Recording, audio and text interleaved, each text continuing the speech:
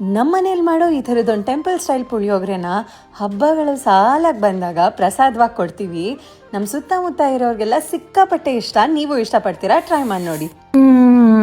ಸಕ್ಕತ್ತಾಗಿದೆ. ಪ್ಯಾನ್ಗೆ ಧನಿಯಾ ಕಾಳು, ಜೀರಿಗೆ, ಮೆಂತ್ಯ, ಮೆಣಸು, ಸಾಸಿವೆ, ಬಿಳಿ ಎಳ್ಳು, ಕಪ್ಪೆಳ್ಳು, 1 ಸ್ಪೂನ್ ಎಣ್ಣೆ ಹಾಕಿ 2 ನಿಮಿಷ ಫ್ರೈ ಆದ್ಮೇಲೆ ಇಂಗು, ಬ್ಯಾಡಗಿ ಮೆಣಸಿನಕಾಯಿ, ಗುಂಟೂರು ಮೆಣಸಿನಕಾಯಿ, ಅರ್ಶನ, ಕರ್ಬೇವ್ನ ಹಾಕಿ ಗೋಲ್ಡನ್ ಬ್ರೌನ್ ಆಗಿ ರೋಸ್ಟ್ ಮಾಡ್ಕೊಂಡು ಎಲ್ಲಾನು ಕೂಲ್ ಡೌನ್ ಆದ್ಮೇಲೆ ಮಿಕ್ಸಿ ಜಾರ್ಗೆ ಹಾಕಿ ಪೌಡರ್ ಮಾಡಿ ಪಕ್ಕಕ್ಕೆ ಇಟ್ಕೊಳ್ಳಿ. ನೆನ್ಸಿಟ್ಕೊಂಡಿರೋ ಹುಣಸೆ ಹಣ್ಣಿಂದ ರಸ ತೆಗೆದು ಪಕ್ಕಕ್ಕೆ ಇಟ್ಕೊಂಡು ಒಂದ್ ಪ್ಯಾನ್ಗೆ ಎಣ್ಣೆ, ಸಾಸಿವೆ, ಕಡಲೆ ಬೀಜ, ಉದ್ದಿನ ಕಾಳು, ಒಣಮೆಣಸಿನಕಾಯಿ, ಕರ್ಬೇವ್ನ ಹಾಕಿ ಎಲ್ಲಾನು ಬಿಸ್ಕೆಟ್ ಕಲರಿಗೆ ಹುರ್ಕೊಂಡ್ಮೇಲೆ ಸ್ಟವ್ ಆಫ್ ಮಾಡಿ ಕಪ್ಪೆಳ್ಳು ಮತ್ತೆ ಕೊಬ್ಬರಿನ ಹಾಕೊಂಡು ಮಿಕ್ಸ್ ಮಾಡಿ ಪಕ್ಕಕ್ಕೆ ಇಟ್ಕೊಳ್ಳಿ. ಪ್ಯಾನ್ಗೆ ಎಣ್ಣೆ, ಹುಣಸೆ ಹುಳಿ, ಬೆಲ್ಲ, ಗೊಜ್ಜಿಗೆ ಬೇಕಾಗೋ ಅಷ್ಟು ಉಪ್ಪನ್ನ ಹಾಕೊಂಡು ಬೆಲ್ಲ ಎಲ್ಲ ಕರ್ಗದ್ಮೇಲೆ 3-4 ದೊಡ್ಡ ಸ್ಪೂನ್ ಅಷ್ಟು ಪುಳಿಯೋಗರೆ ಪುಡಿನ ಹಾಕಿ ಗೊಜ್ಜಲ್ಲಿ ಎಣ್ಣೆ ಬಿಡೋವರೆಗೂ ಚೆನ್ನಾಗಿ ಕುದಿಸ್ಕೊಳ್ಳಿ.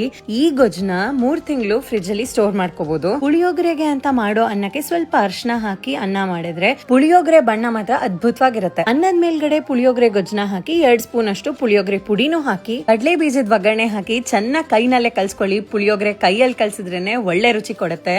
ಎಲ್ಲಾ ಪುಳಿಯೋಗರೆ ಲವರ್ಸ್ಗೂ ಇದನ್ನ ಶೇರ್ ಮಾಡಿ, ಹಾಗೆ ಟ್ಯಾಗ್ ಕೂಡ ಮಾಡಿ.